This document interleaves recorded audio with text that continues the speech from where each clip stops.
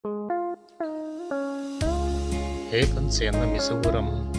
zo fa te kan len na asak min choi ngai no le zo fa ten kan shil fo chen na lan azaya an choi lan khopui ngai chu I han shot don teng piang Mizoram UPC Chalai Pol Pentecostal Youth Department General Incompui Vaisom ni pangana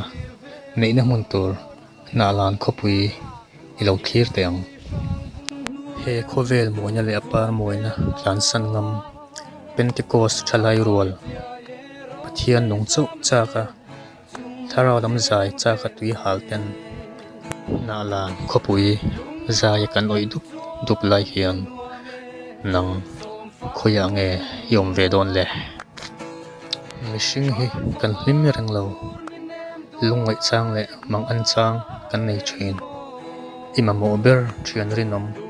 lali suwa chhar ho nge turin na lan khopui ipan ve don am le Mizoram UPC Chalai Pol PYD General Incompui Vaisom ni pangana chu na lan playground na nisom ni atanga nisom ni pani September sang ni som pakua manghian nei ani thon ta hein khom puya hian ram chung le ram pona tangin Pentecost Chalai member te thahnem tak an phone khom le dona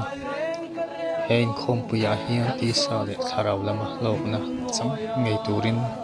tlang sang rin na unau te he hun mang tur hian kan song tak meu ani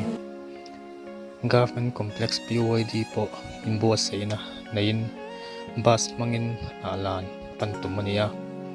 nalan huna hian kharau par thlanin helpa man som na dong honge turin se chabang mo